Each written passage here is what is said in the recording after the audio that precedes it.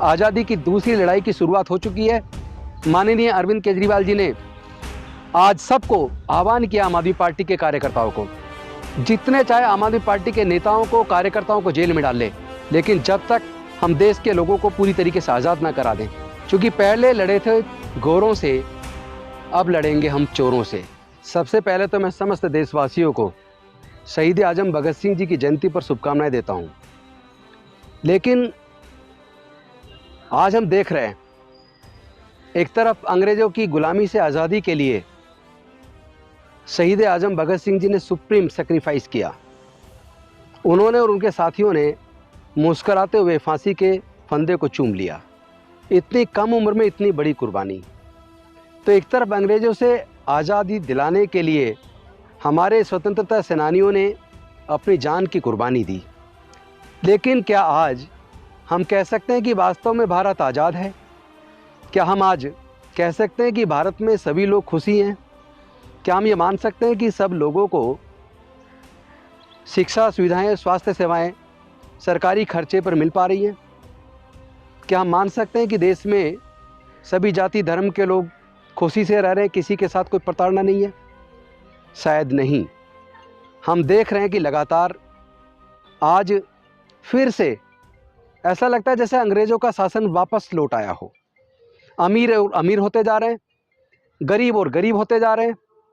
गरीबों के बच्चों से शिक्षा छिन रही है, कुपोषण का शिकार लोग बढ़ रहे हैं, गरीबी बढ़ रही है, बदहाली बढ़ रही है, और जाति और धर्म के नाम पर उन्माद बढ़ा है।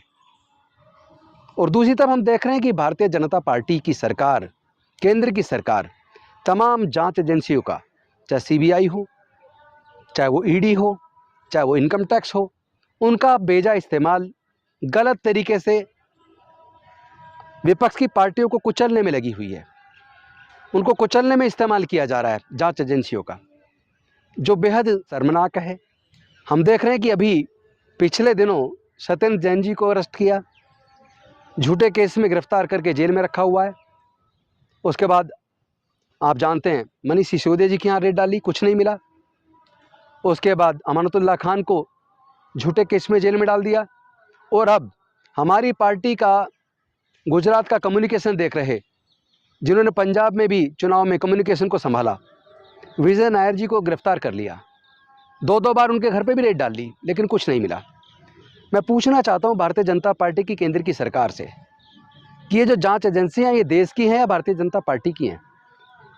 आप ईडी का, इनकम टैक्स का, सीबीआई का अपने राजनीतिक फायदे के लिए, विपक्ष को कुचलने के लिए इस्तेमाल क्यों कर रहे हैं?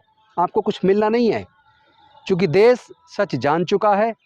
आज़ादी की दूसरी लड़ाई की शुरुआत हो चुकी है। माननीय अरविंद केजरीवाल जी ने आज सबको आह्वान किया, आम आदमी पार्टी के कार्यकर्ताओं को, क्योंकि आम आदमी पार्टी के कार्यकर्ता कट्टर देशभक्त और कट्टर ईमानदार हैं। जितना चाहे बीजेपी ईडी का इस्तेमाल कर ले, इनकम टैक्स का इस्तेमाल कर ले, सीबीआई का इस्तेमाल कर ले, जितने चाहे छापे डाल ले, जितने चाहे आम आदमी पार्टी के नेताओं को, कार्यकर्ताओं को जेल में डाल ले, लेकिन जब तक हम देश के लोगों को पूरी तरीके से आज़ाद ना करा दें। क्योंकि पहले लड़े थे गोरों से, अब लड़ेंगे हम चोरों से।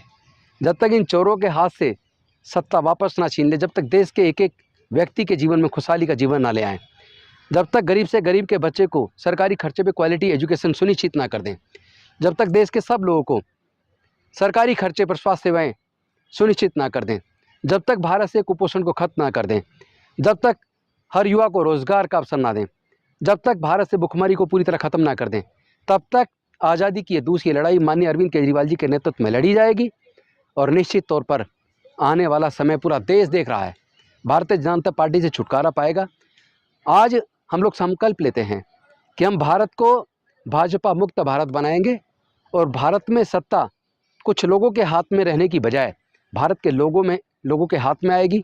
तब कई मायने में, सच्चे मायने में प्रजातंत्र स्थापित होगा। आइए हम सब लोग बड़ी से बड़ी कुर्बानी के लिए तैयार हों और भारत को बचाने के लिए संकल्पित हों। मैं समझता हूँ यही शहीद भगत सिंह जी के लिए सच्ची श्रद्धांजलि होगी, यही उनके जन्मदिवस पर हमारा संकल्प होगा। धन्यवाद। नमो बुद्धाय। जय भीम।